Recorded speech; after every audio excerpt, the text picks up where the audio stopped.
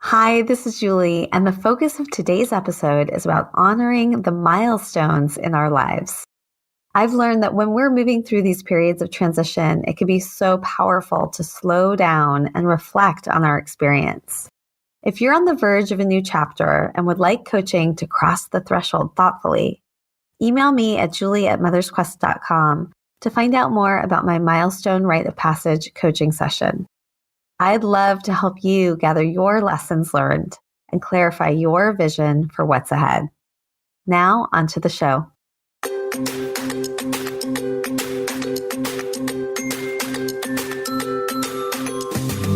Hi, and welcome to Mother's Quest, a podcast for moms like me ready to live our own truly epic life. I'm Julie Neale, a life and leadership coach, community builder, writer, and mom to two high-energy boys who challenge me to grow into my best self. Mom! I'll be right there. Where was I? In the months leading up to a big milestone birthday, I decided it was time to stop sidelining my dreams and realize that I'm the hero of my own journey. I knew I didn't want to do it alone, so I created this podcast to learn from other moms on their own quest, so their words of wisdom and lessons learned could help light the way for mine. I created this podcast for myself. Come along with me, and you'll find some treasures of your own.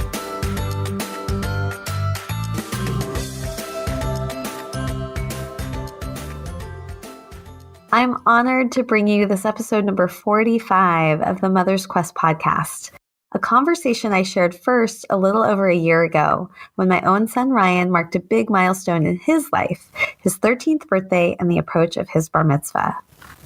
Recently, Ryan crossed another threshold, his middle school graduation.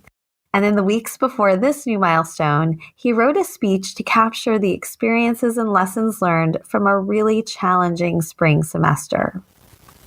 Though Ryan didn't have the opportunity to address his class at graduation, I believe the messages of his speech about moving from feelings of depression and isolation to curiosity and connection could impact an even bigger audience through the power of podcasting. So I decided to bring you his speech in his voice, followed by our original podcast conversation.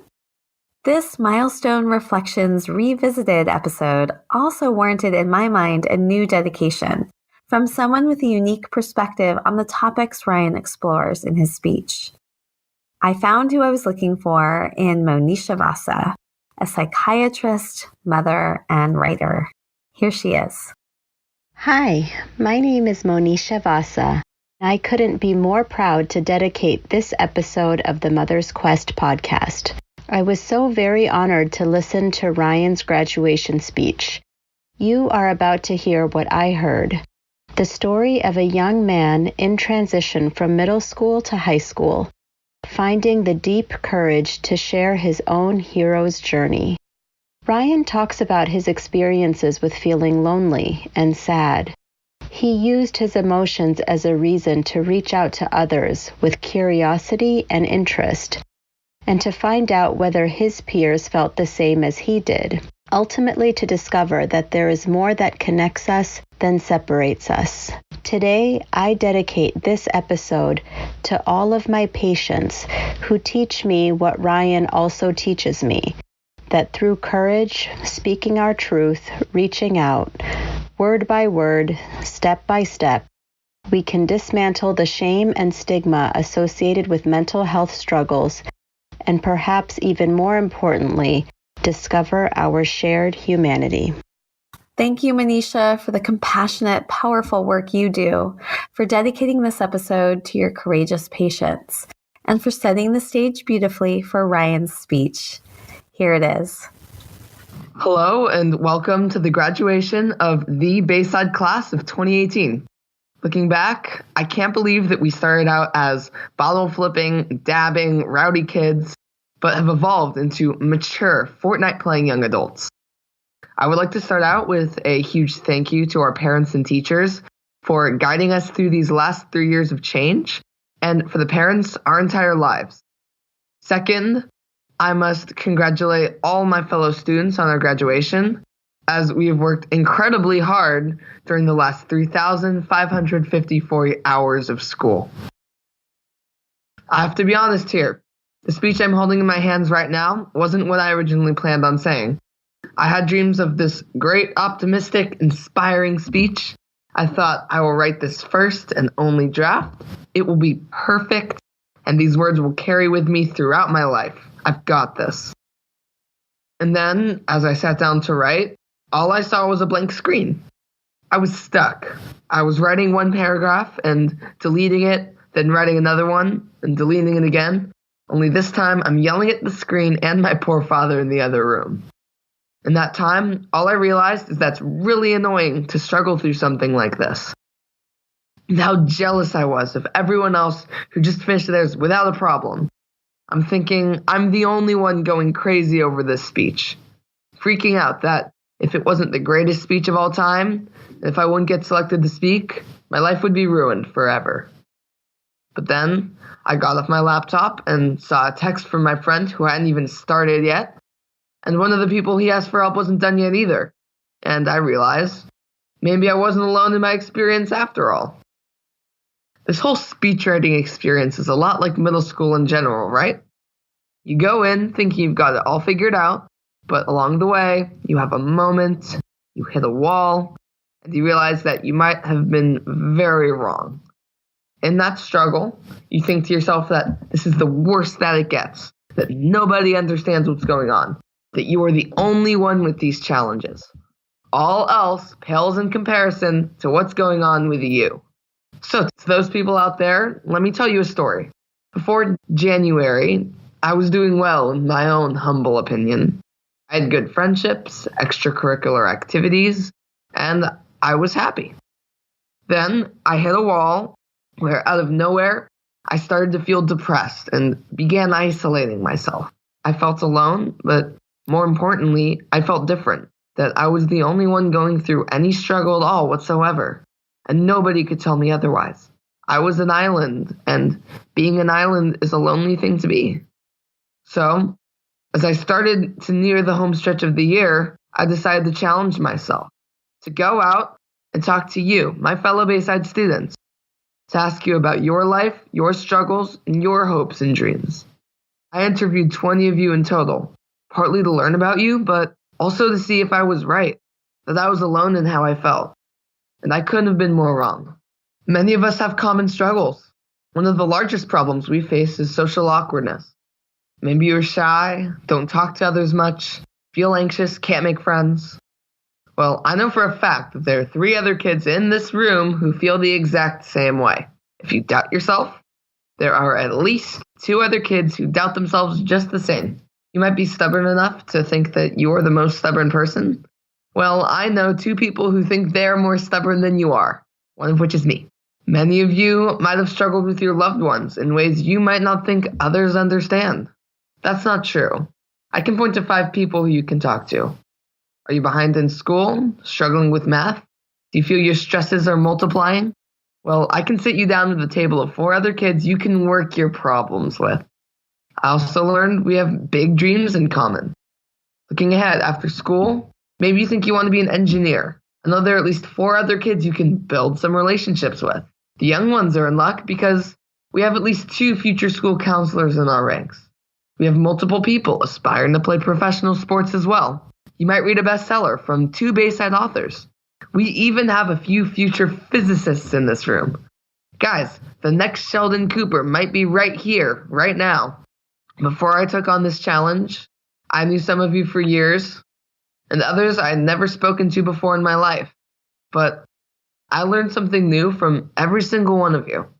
It's very easy to think that you are different from everybody else, that you are isolated from the rest, an island. Believe me, I know, but if I learned anything from the people I talked to, and from the relationships I built, is that more unites us than divides us. My problems were still important and impactful to me, but I had to learn that other people had problems too, that they may have been just as depressed, or just as stubborn, or just as awkward. Who am I to say that my problems are more important? You think you're an island? There's another island just like you out there. You just don't know it yet. Our society keeps picking sides on issues, whether it's on religious rights, gun rights, or cultural norms. We were learning about these same divisions in social studies just a month ago, and we're doing it all over again. Through all the triumphs and pains of the last 3 years, I want to say how lucky we are to have been connected to one another. Some of us might not see each other in years, others never again. But the connections we have made, experiences we've shared, and lessons we've learned from one another can never be broken, and no one can take that away. Thank you, Ryan, for giving me permission to share your speech with the community and for the gift of the conversation we had on the podcast a year ago. I hope the common themes and the honest messages from last year to now of overcoming challenges, building trust, finding connection, and not letting fear stop you from living a YOLO life reach all who need it. If there's somebody in your life that you think could benefit from something that you hear today, please take a moment to forward this along and help us reach more people with Ryan's message. I'm Julie Neale, and this is Mother's Quest. Welcome, Ryan Neale, to the Mother's Quest podcast, episode number 18. Happy birthday. Thanks, Mom. Happy to be here. This is an exciting milestone. It's your birthday, and it's also my birthing day. It's the day that I became a mom 13 years ago. Dad woke me up this morning and said, today marks the 13th year of your mother's quest. And suddenly, you guys come in and give me the nicest birthday wake up. Really appreciate it. We did. He wanted to wish you a happy birthday before he left. And Jake refrained from doing that, but I mean, he's 4, so what can you say? So, I wanted to paint a little bit of a picture of what our day has been so far before we move into our joint interview. It's your birthday and a big one, and we decided that we wanted to mark this day. So I skipped school. I think that's the only reason why you really agreed to do all this, is so you could get out of school. But it was a bonus. It was the cherry on top. So the way that we've spent our day so far, we went on a Milestone hike. In the beautiful Laurelwood Park, 5 minutes away. It's perfect destination. Right near our house, but it has this really great walk up a hill with this beautiful view of the bay. And we used it as a chance to reflect. And then we had a picnic lunch, and then we came into San Francisco. It has been the most amazing day. It's so beautiful here today. My friends FaceTimed me from school. That was a nice surprise. And now we are in a recording studio doing, I feel very official. We've got our headphones on. And so I want to give a quick shout out to Eric of The Together Show. He has his own podcast called The Together Show. And he is graciously being our host in his studio so that we could record this together formally. And he's going to be coming on a little bit later. So we're going to start with the question that I ask all of my guests. And with each question I ask you, you always then have the opportunity to ask me the same question or a slightly different one. But the first question we always start with is, tell me a bit about your childhood and the impact that your mother has had on shaping you. Well, for the first couple years of my life, I've had many developmental delays that have hindered me for the beginning, and my parents, including my mom, have been just so supportive in making sure I got the help I need, that I could thrive and be me right now. If it weren't for their help, I don't know if I'd be in the same place. I definitely wouldn't have as high quality of life. I wouldn't have had much fun from day to day. I'm grateful for that. They've given me all the lessons I carry to today. They give me laughs. They make really bad, corny jokes that we can laugh at together. We spend time together. And we get mad at each other sometimes. Of course. But we're a family when we get mad at each other. We lovingly get triggered. Triggered is the big word among your friends these days. Everybody's always getting triggered. That and salty. And salty. Okay, so that was really nice. I'm already tearing. I have a feeling I'm going to be crying a few times during this interview. But I am curious, and you don't have to only say good things, but like what in particular do you feel like you've gotten from me about who you are? There's some bad things too, right? Some good things. You can't really look at yourself in the mirror the way other people do. You can't see yourself the way other people do. So with you and Dad and Jake, it's the closest I can get to seeing me, part of me. And like, I get to laugh at the things you do. I get to notice the things we have in common. I get to laugh at our differences. And it just makes me more aware of who I am, watching people like you and Dad and Jake acting out the other half of who I am, because I get half from you, half from Jake, and you guys each pitch in and deciding how my genetics, how I am, how it gets expressed in the world. So What would you say are the two things that are most similar between you and me, a strength and an area of growth? I like how you worded area of growth. Strengths. We both have very strong wording. I'm talking about strength in vocabulary, how we express ourselves. We are both very avid readers. We both love to write and share our stories, whether real or in our heads. And that's the thing I'm so glad I have, because if I wasn't a writer, I definitely wouldn't be where I am today. It's one of my favorite things to do, just to go and sit on the couch with my laptop and type out whatever story is swirling inside my head. I get that gift from you. And my growth opportunity that I share with you. Should I pick one? Just pick one, because we could spend the whole interview talking about areas of growth. Yeah. All right. I have to say my biggest area of growth I share with you is, and if for whatever reason my dad is listening to this, you'll get a big laugh. It's probably sense of time.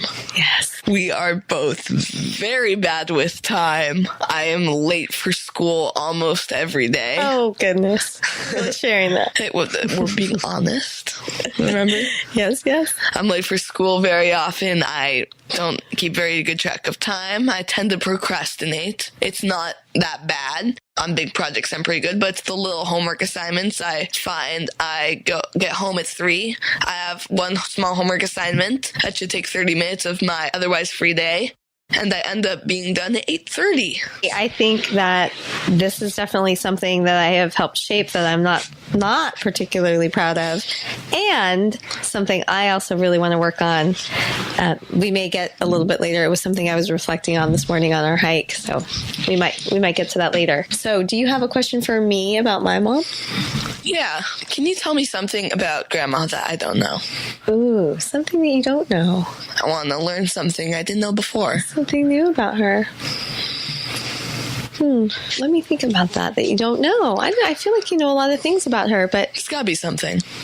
Well, you might not know that one of her very first jobs that she ever had was as a Head Start teacher. I knew she was a teacher. I didn't know the specific details. Keep going. So Head Start is a special program where children who are preschool age, many from low-income families, get access to early childhood education, which can be so pivotal in helping to set them up for a future in education that is strong. So yeah, that's something you may not know about Grandma that I really value and has shaped me, has been her commitment to children and to education and to communities that don't often have as many resources as we do. And I think that really set me up to have that be a value of mine.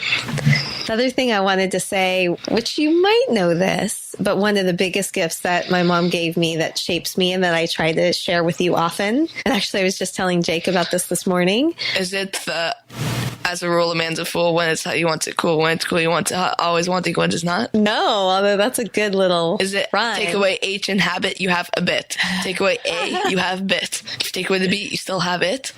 I love this. This is like all of Grandma's greatest hits. No, but you'll recognize this one. One of the best pieces of advice she ever gave me is that life happens fast. Don't wish the day away. Yeah. Just the importance of appreciating every aspect of your life as you're in it. Because before you know it, you'll be on to the next one. Before I know it, I'll be in college. Don't make me think about that just yet. All right. So I think we should move. I think we should move on. I have my next question for you then. So on the hike, on the way up the hill, we were having you reflect on your life until this moment, your first 13 years, and what some of the highlights are and what some of the gifts are that you want to take with you. And Ryan is pointing to some notes that he took. And my mom's narrating everything I do. So could you share a couple highlights of what came up for you on the way up on our hike? I was thinking of my life in steps, because just like the steps up the hill, my entire life has all been in small steps. Each day is kind of like a step, culminating in almost 4,000 days. I've almost lived 4,000 days of my life. It's hard to grasp sometimes. Wow. So I'd say a couple of my gifts. I am so lucky. I've had support in some of my developmental issues and delays when I was younger. I am grateful that I found the GATE program. It's furthered my education. It also gave me friends that are more like me, because I feel one of my greatest gifts is, again, like I said, my gift of writing and the lessons that I've been given, whether it's small, like keep your things organized, or big, like to trust those around you because they have your best interests at heart. And my biggest gift is probably my brother, Jacob. I love him so much. I've been wanting him ever since I was 5 when I asked my mom, Mommy, when am I gonna have a brother? And ever since then, almost every day until I was 8, at night we curled up in bed and we turned on my little silver turtle that played a tune. And we always sang Lila Tove to Jake wherever he was, wherever that place before living is, to wish for him to come. And now that he's here, I couldn't want it any other way, except when he comes home and goes and jumps on top of me when I'm doing an essay and deletes half of it. Other than that, I love him so much.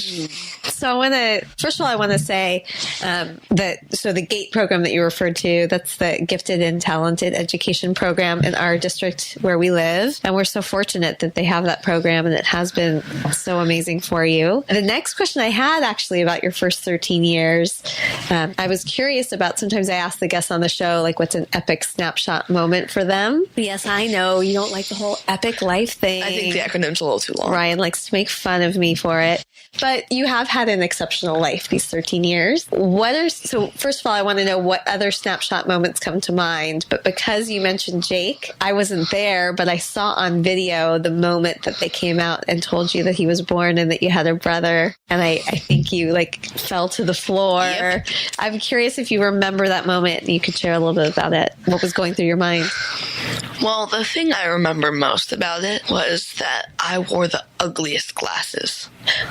My God, I can't believe I wore glasses. Those were cool glasses. I liked those glasses. No, in all honesty, I remember seeing him with his hair all messy, his eyes were closed. There wasn't really anything differentiating him from the other babies, but I fell in love with him at first sight and quote-unquote passed out right when I saw him. I was in tears. Do you remember what you said?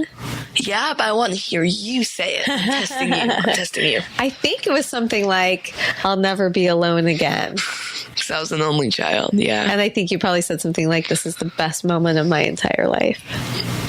It was the best moment of my entire life. What other snapshot moments come to mind? I'd say one of them was at 5th grade graduation. You probably immediately know what I'm saying. And they were announcing the end of the school year awards, and they're listing off math and science and community and stuff like that. And then they finally got to academic achievement. And I won't forget that for a long time that they called my name up for that award, and I never saw it coming. I was so surprised. I went up, I said thank you. It was like the first real moment when I realized that I really had something. It just made me feel really special. What question do you have for me related to highlights of my last 13 years? I only remember the last 4, to be honest. Really? Well, I mean, I'm not going to remember much about you when I'm 8. I barely remember anything about me when I'm that age. What are you curious about? You don't have to know the answer. What's your deepest insecurity that's maybe developed about becoming a mom? After becoming a mom. Ooh, wow. Good question. Thanks. My deepest insecurity. Well, I think at the most basic level, I think it's very common for mothers to worry that they're somehow not being the mother that they should, or that I've messed you up in some way. But I think since I started living my epic life, don't make a snarky smile. I think they can't see me smile right now. My biggest insecurity or fear, which I'm working hard to make sure doesn't happen, is that I live my life vicariously through my children. And I don't actually step up and live my life, become the biggest and best expression of the person I'm meant to be. I want to teach you, not by my words, but by my example, by the way I live my life. Well, you're having me on a podcast show that you started all by yourself called Mother's Quest, that you've connected to a bunch of people, gotten a big support network.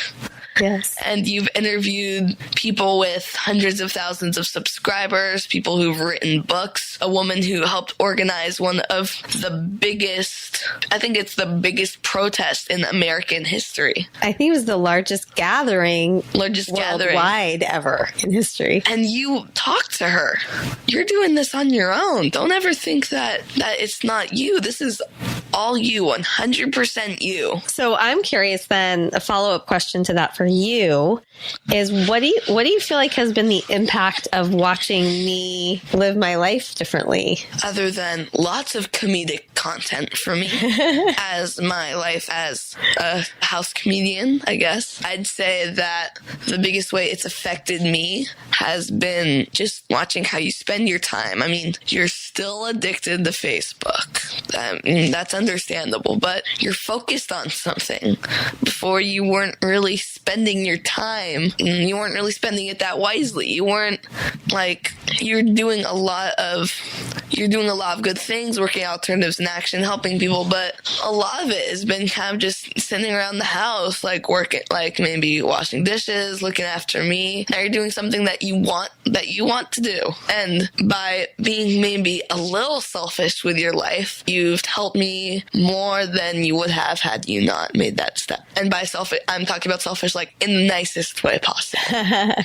So what I'm hearing is that you're seeing me follow a passion and doing something that is inspiring to me. Yeah. It's self-focused because it's something that I'm following my own interest, but that is a powerful example. I'm laughing a bit about the washing dishes because I don't think I've ever really washed that many dishes. I'm sorry that my accurate depictions of observing you doing housework that I totally do and love doing are maybe not spot on. All right. I think we should move on to the next question. So then when we were at the top of the hill looking out at this amazing view, I asked you, what are some things that you feel like you want to let go of? So what do you not want to carry with you into this next chapter of your life? First of all, I'd want to be maybe a little bit better around things that scare me, especially animals, because this may be a little embarrassing, but I'm afraid of just about every animal that's there, whether it's a bird, fish, dog, cat, butterfly. I maybe get a little spooked by it, and I think it's because of a lack of understanding. They're being unpredictable. I don't trust them. I don't know what they're going to do. So being around them scares me because I've lost control over what's going to happen. So I think maybe one of the things to let go is some control, so I could learn to trust that someone else can have control. It doesn't have to be me. Because today in the hike, it was beautiful. We were walking and there's a family of 5 deer that happened to be there on that day. And they're scared of me, but it seemed like they were following me because as we reached different places on the hill, they were there. And Mom told me that she'd never seen any large wild animal in the 20 or so times she's walked up that hill. But I was scared out of my mind. And I had to trust Mom's words that they wouldn't hurt me. And I kept going up. And then on the way down, I saw one more again. And it looked right at me and then ran away. And I remember there was that one time it made this big, majestic leap up a big hill. And my words give no justice to what I saw happen. It was beautiful. And I'm like, maybe it scares me, but I'm glad I saw those deer. It's a good sign, a good omen. I wouldn't say I'm especially superstitious, but it's not the worst thing that can happen when you're on a milestone hike, So one of the things that you like to make fun of me for, one of the many, is... It's not that many. So you like to make fun of me for the fact that when the two birds got trapped in the house, that I made all of this meaning out of it. I don't know if we should go there. It won't end well. So, but my question to you is, what meaning might you make of the deer on the hike today for you? You really went there. What will you look back and have that majestic leap represent for you? The majestic leap was more eye candy. Just something beautiful that I saw at that moment. But the deer being there, I don't know if I'd say it signifies anything. I don't want to take anything away from that moment, which was unique for me in my life. But just, again, the desire to be special. And it felt crazy that these 5 deer, not just one, a whole family was around when I was hiking. That, like Mom said, she's been on the hike 20 times, never seen them, and she's probably hiked on most times of the day. And I saw it. I saw 5 deer. It was surreal for me. It felt like they were giving me attention. It did feel like they were there for you. And they were beautiful and terrifying at the same time. They shouldn't be terrifying, but... Yes, most people would not be terrified of deer. But you explained it. I get why they are for you. It's real. If I had to pick something that it signifies, I probably would say that just because my fears are there doesn't mean I want to go away. I was scared of the deer, but I also thought it was beautiful at the same time. That both things can be true, that there can be something that feels scary and you can actually appreciate it. I remember a quote from Divergent, one of my favorite books, and it was by Tobias, who's one of the instructors in the Dauntless faction, the faction that stresses bravery. Oh, by the way, if you haven't read them, great series. We'll put a show link to the Divergent series in the show notes. I remember he said that the key to conquering fear isn't to eliminate all fears, that everyone has fears, but it's about suppressing them, not letting them overcome you, not letting them stop you from doing what you're doing. Live with a YOLO mindset. You only live once. Don't let your fears stop you from doing things. And I kept going up the hill and I saw more of the deer. If I stopped, I would have finished the milestone hike. I never would have seen all these beautiful deer. I wouldn't have seen the spectacular view at the peak of the hike. So I'm grateful. That's a great message. Yeah. One that I am taking into and working on for myself in my life. So do you have any questions for me about what I want to let go of moving forward? You have a unique twist? Unique twist. Are you curious about the same question for me or something slightly different? Probably slightly different. What do you got? What's the thing that you think you should let go of, but almost don't want to? Ooh. These are good questions, Ryan. Okay, first of all, I just want to name the thing I want to let go of because you referenced it earlier. I do really want to change my relationship with time because it adds to stress. There's no reason for us to be stressing out in the morning getting you to school or to, feel that we're worried that we're not getting to other things that matter on time and it's not respectful to other people and their time. And I don't like that it's teaching you and Jake bad habits. So it is a lifelong problem of mine and I really want to leave it behind as we move into this next chapter of my motherhood journey. But the question that you asked, which is so interesting, the other thing I was thinking about walking up the hill, which ties to my time in the morning, is that I would like to become more of a morning person. I would like to have more of a morning ritual, have more time and space between when I wake up and when I need to get you and Jake ready for school. And that starts with going to bed in the same day you woke up. Exactly. But what is hard about that for me, you asked what am I kind of not want to let go of, that I'm a night owl. And there's something about being a night owl that feels very much like who I am. I think you're coming at this all wrong. Tell me what you think. It's not a bad thing to be a night owl. I mean, you have a certain amount of time each day, and you're talking about things that you would be doing. You'd be better track of time if you did things in the morning rather than at night. But I've noticed that being up at night, it's no different than being up in the morning. It's still time. It's just when you're closer to a deadline, you work at it harder than when it's not. So I challenge you. You don't have to, because you said night owl's kind of who you are. Don't change that. I'm afraid to let go of my nighttime. Just be better with time for me. At night, instead of wasting your time away watching your show, get ready for it. So in the morning, you don't have to be stressed. You can have done it already when you wake up. That doesn't mean you have to go to bed obscenely late. That doesn't mean that's okay. But it means that as long as you have time, when it happens is irrelevant. If you get stuff done at night, even if you go to sleep late and wake up somewhat late, it's not going to be as stressful for you.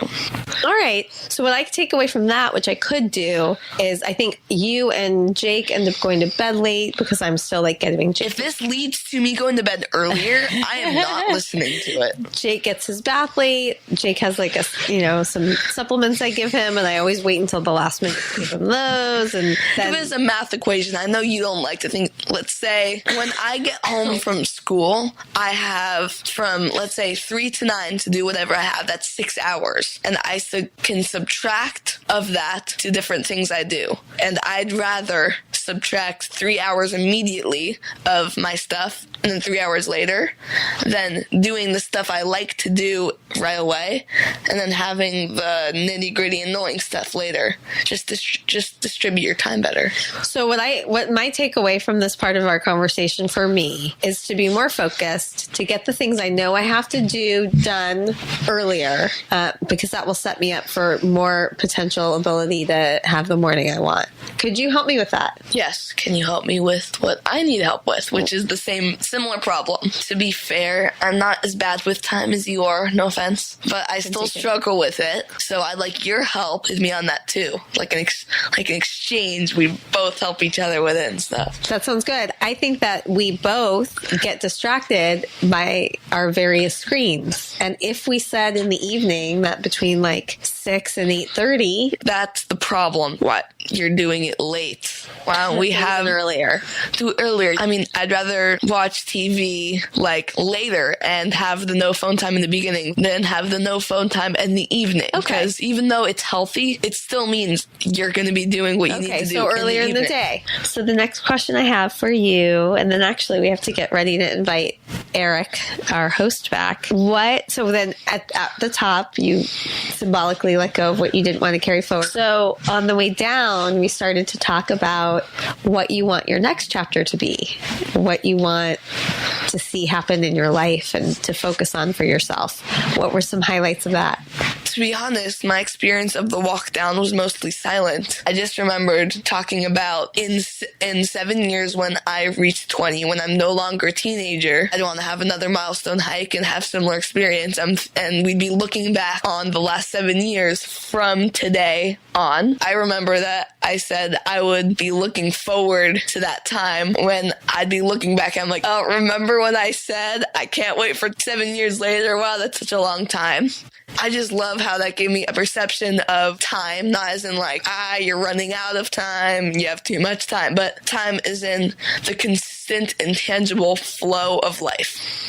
But there were also some interesting things you said on the way down about how you wanted to live your life. Maybe it was connected to the YOLO. I wanted to not let fears, like before with the animals, get in my way. I want to apply for that hard class. I want to go out and make new friends. I want to be able to do things I've never done, like play for that team, ask that girl out, go to that crazy movie I don't want to see, that like the scary movie. Like, just don't let things stop you. Yeah. Because what's the worst that could happen if I tried out for a team and I didn't make it? I'm not worse off, because there's someone I know who wanted to try out for high school soccer, but she was afraid that she wouldn't make it. And eventually she didn't try out. And I thought that doesn't make much sense, because I don't remember who said it, but they said you miss 100% of the shots you don't take. If she tried out, there's a chance, I don't know if it's big or small, but there's a chance she could make it. By not trying out, she made her chances become 0. Right. So I think that I've learned from that.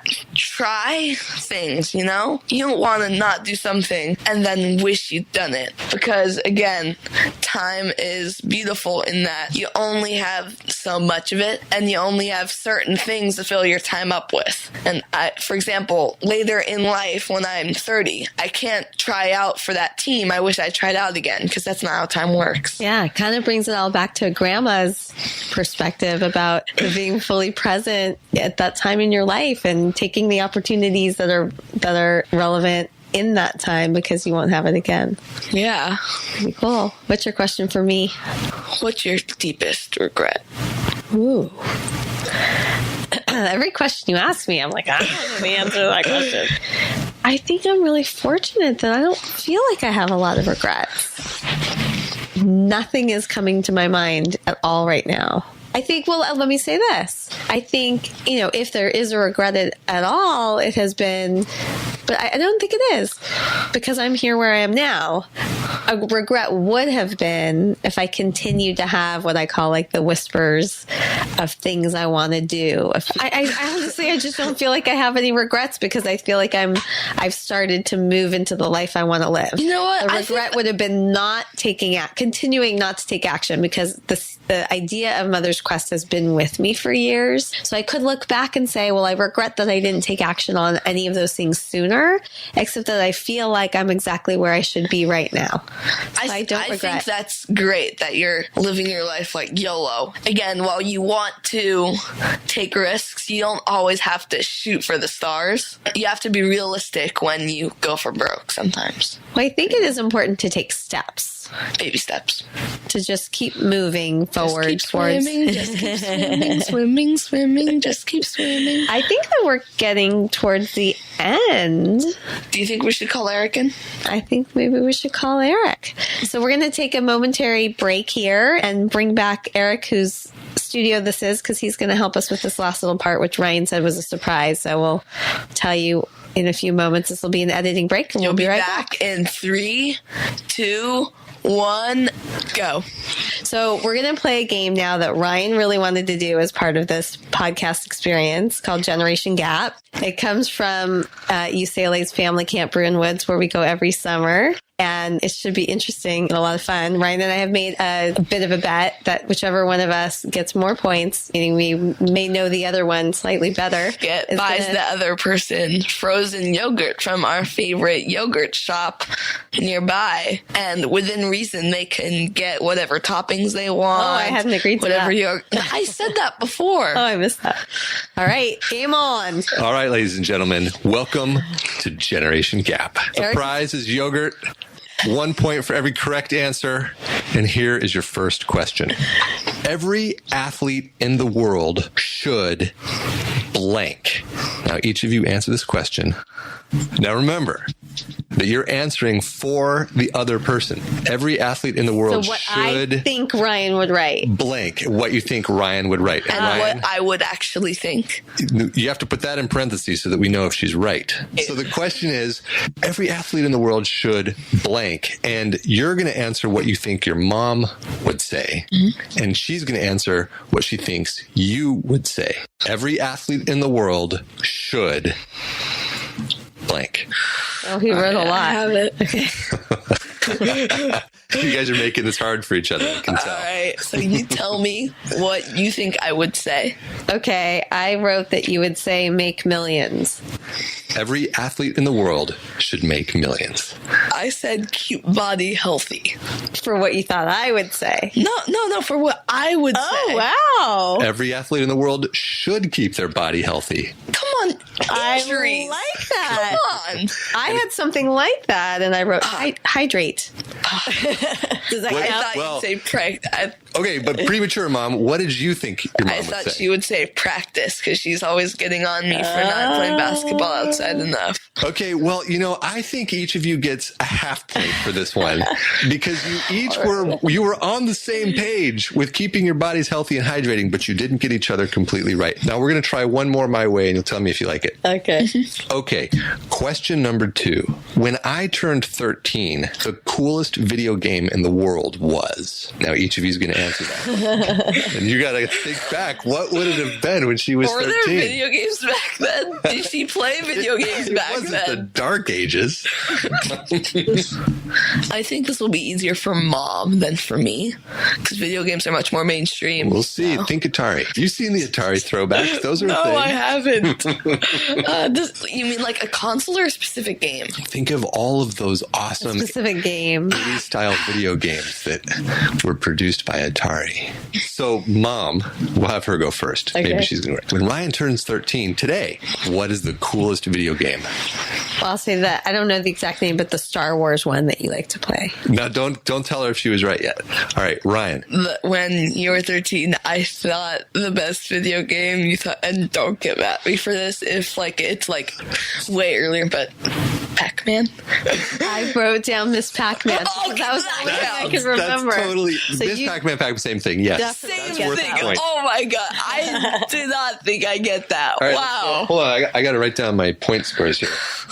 Ryan gets, so that we're at 0.5. You each got 0.5 for, and now 1 point for this.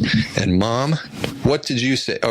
Was she right about I the said Star Wars? Star I Wars. said Pokemon. I was thinking that Star. too. I was thinking Star Wars, but I'm like, to be perfectly honest, right now Pokemon's my favorite thing, and I just started playing the Star Wars game maybe for the first time in a while yesterday. So I wanted to be honest. I didn't want to make it tricky, but it worked reverse. Huh. Pokemon. I think what you're doing is actually kind of fun. You like this? We'll continue this way? Yeah, I kind of like it. All right. You, Mom? I do. Okay. All right. Question number 3. Right now, I'm totally in love with blank. Is it a person? It's whatever it's whatever she's the most in love with. Could be a person. I think I know. We're probably both going to get this right. All right. Who did we start with last time? I think Mom went first, right? All right. So, All right, do I Ryan. go first? Yeah. Right now, I think you are most in love with Facebook. I was going to write that, but I chose not to. And I wrote Mother's Quest. That was the other one I was thinking. Of course, it's your podcast, Mom. And for you, I wrote Pokemon. I wrote Jake. Oh, And so sweet. if it wasn't Jake, I'd be going back and forth between Pokemon and Star Wars. Those are my two things. Is that your little brother? Yeah. Ah, that's really sweet. That was I hate sweet. to not give you a point for a sweet answer, but I can't give you a can't point. go- If you did, I'd be mad. All right, Yeah, he's so a stickler for the rules. we're at 1.5 points for Ryan and 0.5 for Mom. Do you have any deep questions to throw our way? Although Ryan turned that one into a deep one. Yogurt. I'll work on a deep one. Yogurt. Okay, If we're having fun, can we maybe do a couple more? sure. Because we can always edit them out, but this is fun for us, you know? Question number 4. If tomorrow blank happened, it would be the best day ever. So what we think is the best day ever? For if this thing happened, your mom would think For it the was other the best person, day ever. it would be the best day ever if blank happened. Does it have to be something realistic? I don't know, man. You gotta. I think it's left up to. Best day ever's hard because it's That is pretty vague. yeah, because I wrote something that's probably not the best day ever, but it'd be pretty cool if it happened tomorrow. I could really use it. I'd love it. All right. Tell me when you're ready. Ready. Okay, last time Ryan went first. So, Mom, Okay. what do you think Ryan So would say? I wrote that if you could be in the LeBron movie tomorrow, best day ever. Close. Really? I wrote Stephen Curry was at a place where, I ran into him. Because I said close because they're both related to NBA players. So Do I get a half a point for that? That's up to Ryan. it's different. Okay. Sorry. It's got to be the rules. All gotta right. be the What'd you rules. have for me? I put for you that Oprah saw one of your podcast interviews. That would be the best day ever. You did And put it. invited me on Super Soul Sunday. Yeah. That would be amazing. What would yours? I wrote that we could all go to Hawaii together. I could use a little break, vacation. I mean, Easter and summer, they're all coming up. I mean, get creative, you know. You guys, Hawaii. I don't know. I think that sounds pretty amazing to me. Okay. You ready for the next one? My greatest fear is... my answer is really bad for mine. It's embarrassing. All right, greatest fear, I think you would be your father wishing you were a boy. Oh. No, I had public speaking. I wouldn't have guessed Although it's that. become less I wouldn't have fearful guessed for that. me. So I'm okay with my answer. I'm like, I can't think of anything else, so I'm that I think you might be. I don't think I was ever afraid he felt that way because I just knew he always did want a boy, but it wasn't something that really left an impression. So what do you think I'd say? Well, this is a no-brainer. I mean, we spent part of the podcast interview talking about If it's this. deers, I wrote all living things that move that are not people. That'd be a half point. Why? Because I picked a specific animal. Hey, Oh. you gave your mom a half point. I'm going to write it down. Well, if it's a specific animal, it would be a dog. Bird. Bird over dog. I like some dogs. I'm actually, in the grand scheme of things, dogs wouldn't crack my top 10. Wow. I'm not saying I'm So not do I get a half point? You get a half point because you said animal. Okay. I think that's fair. Where are we in our scoring so far? Well, Ryan has 1.5 points and Mom has 1 point. Did I get the half point just now? Yeah. Oh, that because I had half before. Got it. So Ryan's ahead. Ryan's in the lead. All right. All right, so we'll do front and back. Next question. The thing that I say the most often, but deep down know is not true, is... I don't know if that's... Ooh, provocative question. The thing, say it again there. The thing that I say the most often, but I know is not true, deep down, is... I might have to keep it blank. I might just not have something for you. Gotta do something. Say you don't mean... I may not say it in front of you as much. All right, so no, it's fine. Go ahead. All right. All right, yeah. Why don't you go first? Ryan went first last time. All right. So Ryan has an expression for what he likes to call all the things that I tend to do, which is, he says it, it's kind of disrespectful, but he says it lovingly. He calls it all soul crap. So I think he says, says he doesn't like soul crap, but he secretly does. I didn't put that because I make fun of it, but I never say I don't like it. Oh. I'd always, when it comes down to it, I'd always admit to you without much thought that I like it. I make fun of it. Mine is that. That's a nice distinction. I say and Ryan, that's a nice thing to know, isn't it? Yeah, it is. I'm so glad you said that. And mine is, I say I don't care what people think of me. And a lot of it's convincing myself that. I don't think it's like crippling. I've dealt with it pretty well. I'm pretty secure with who I am, but overall, I do care a decent amount what people think. It's something I deal with from time to time. That's interesting. Now, what's your prediction about your mother?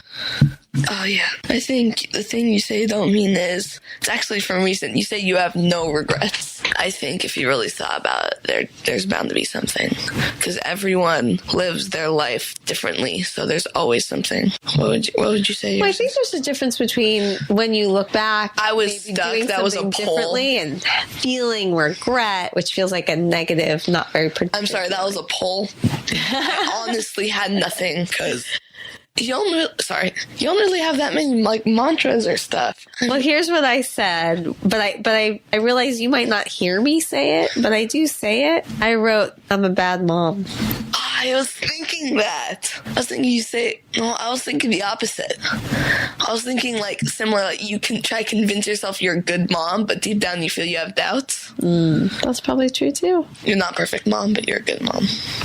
I wouldn't want another mom. Thank you. Now see, Unless you're better, if you're better at basketball, that would be cool. If you're better at math. Refresh me. Was that...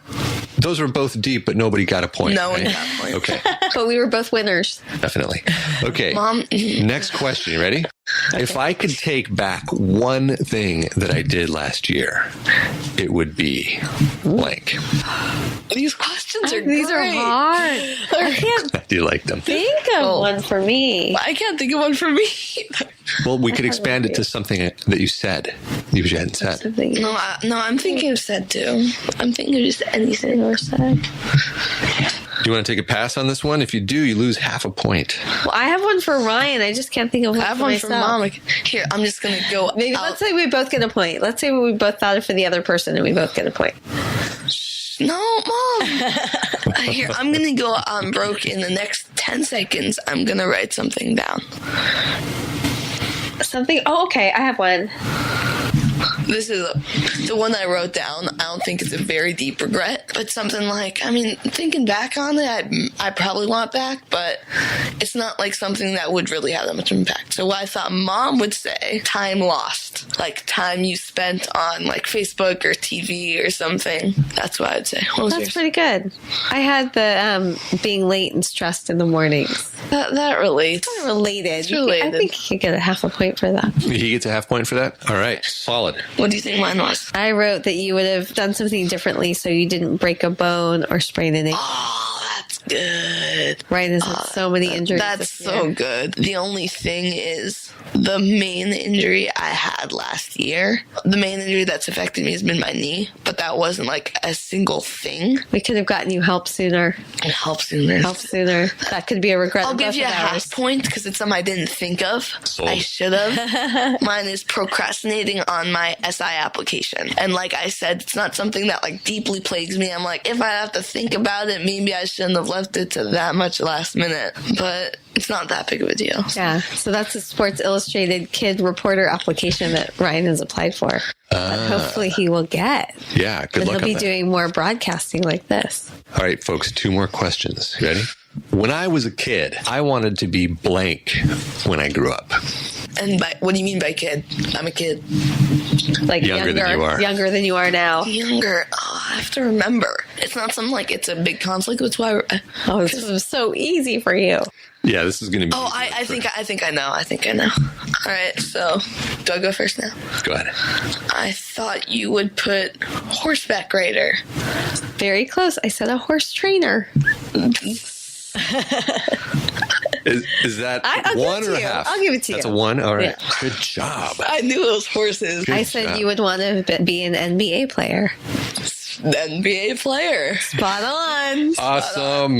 That's The Mom. question I would put rider because kid, but if thinking back, I'm like, oh yeah, NBA player, of course. Julie, that's your first full point. Oh, Now yay. you're up to 2.5. What do I have? You have 3.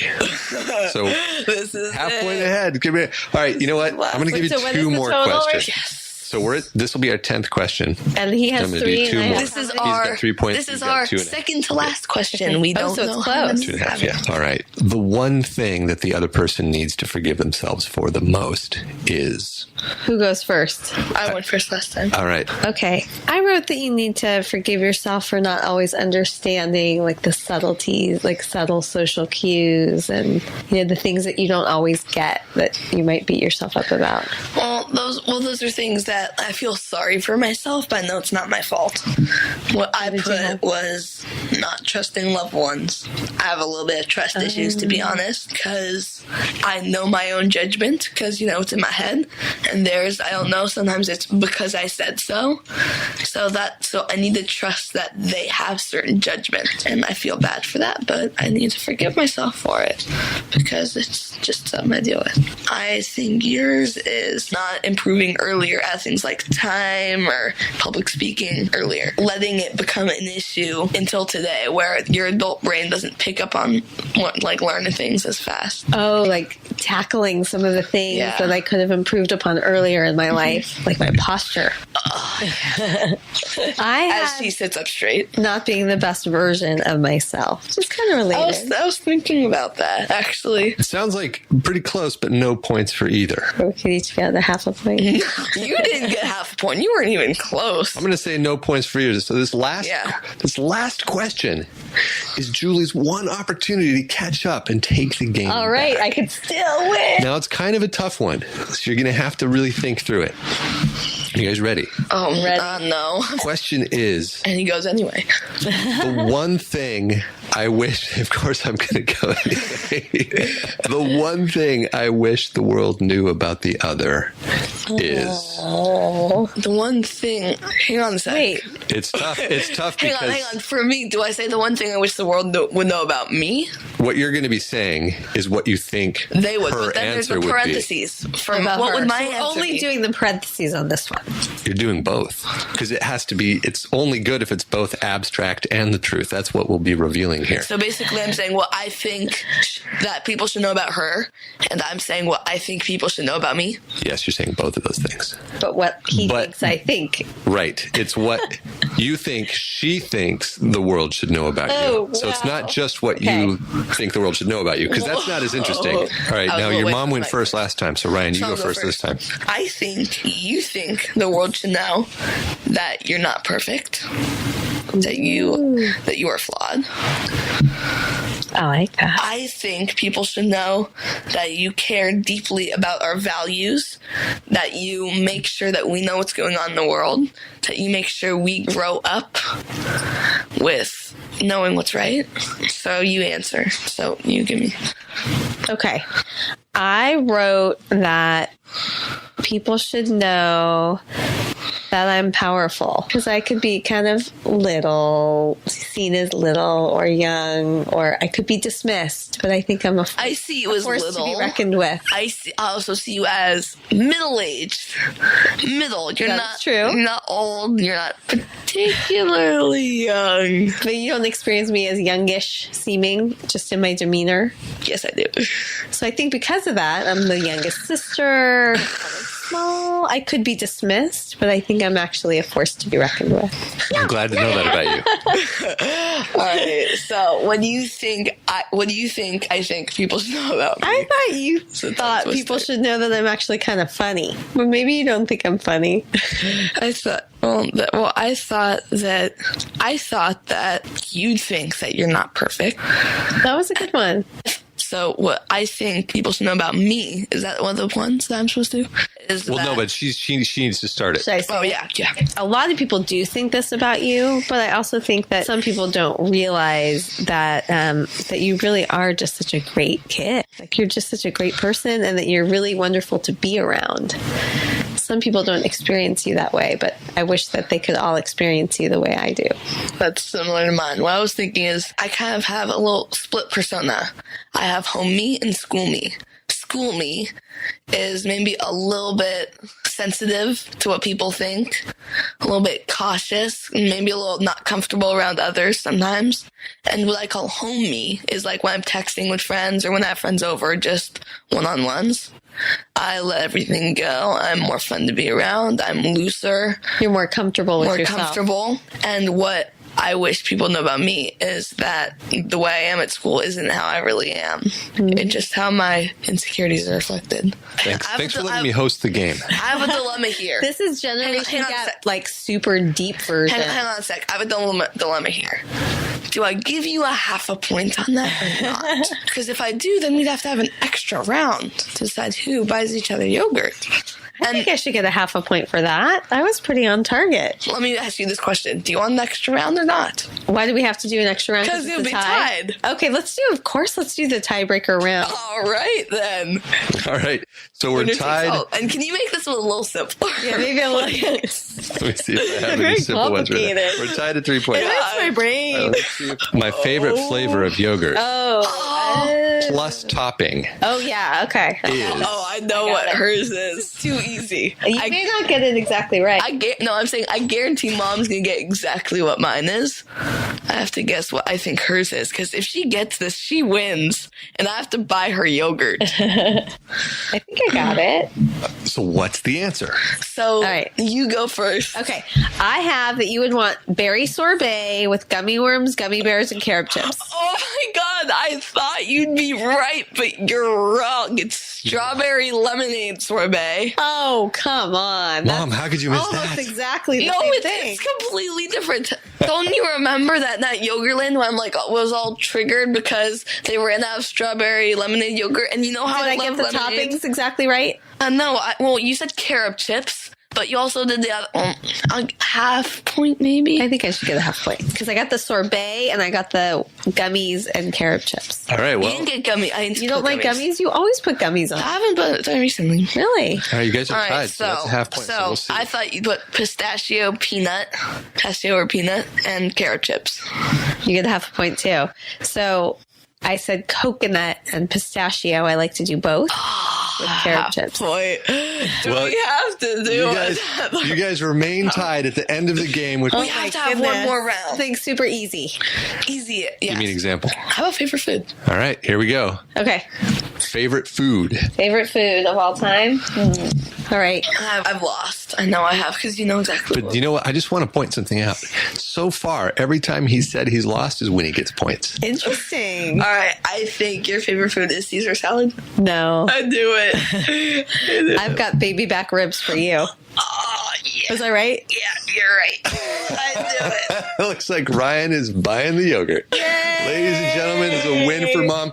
Came back at the last minute in the second He overtime always round. underestimates me too. It had nothing to do that. I need. She's a force to be reckoned with. She may be the youngest child, but she knows her own son. I love. So this is the part of the podcast where we do our final takeaways and acknowledgments, and I would like to invite Eric to be a part of it as well. Oh, I'd love to. So why don't you go first, Rye? This whole thing has been awesome. It's been a total blast.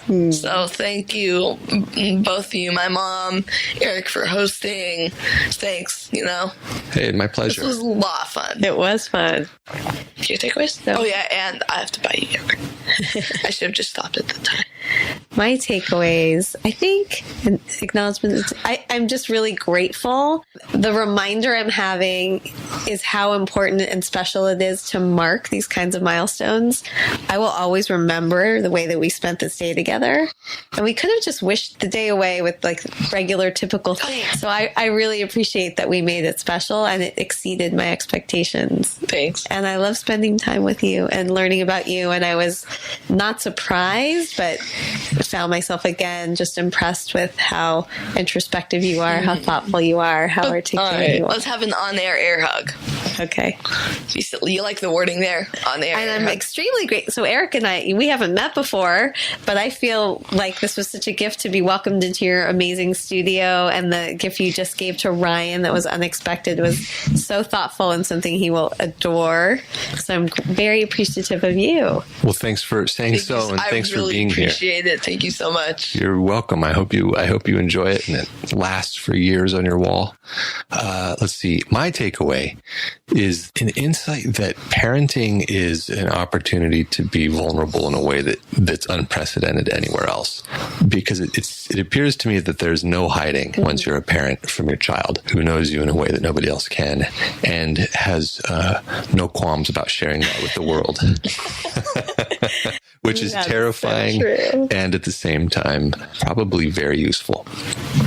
And what I'm grateful for is to observe how committed the two of you are to deepening your relationship. I don't think a lot of parents and children put so much effort into it, and it's lovely to see you doing it in your way.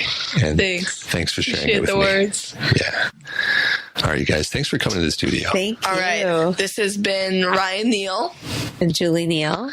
And this is the Mother-Son Quest podcast. It's a wrap. I love it.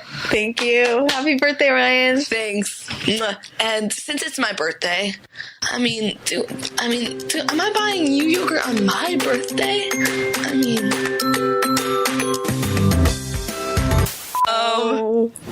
Wait for me to come out. Wait for... A life-size commemorative poster of the Golden State Warriors winning the championship. What? I would open it, but that would make putting it in the trunk a lot harder. You don't want to destroy it. I hear it's pretty cool. I've never seen it, but happy. Wow. Thank you so much. You're welcome. Benefits of being at a sports I'd network. give you a, pat back or a hug or something, but the mic, Yeah, stuff. we can do it later. Later. Like the exact same time of day. Sorry. Goodness. Okay, you're going to want to... H in habit, you have a bit. Take away A, you have bit. And by the bathroom, there's a vending machine, and there's a kitchen that you can use the water in there too. There's mud. Keep swimming, just keep swimming, swimming, just keep swimming. Green thing go up and down based on how loud I've been. This is like a comedic hour.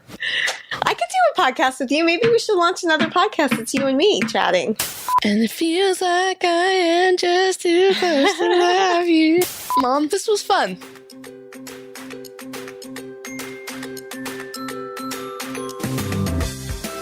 Thank you so much for coming along with me on this episode of the Mother's Quest podcast. I hope this conversation sparked something that will help you live your epic life. If you'd like to get show notes and learn more about the Mother's Quest community, head over to mothersquest.com. And while you're there, I would love it if you would follow the prompts to subscribe, leave a review, and help us spread the word. I want to end with some words to help light the way on your quest. Seize the day. Love your people. Honor your gifts. Until next time.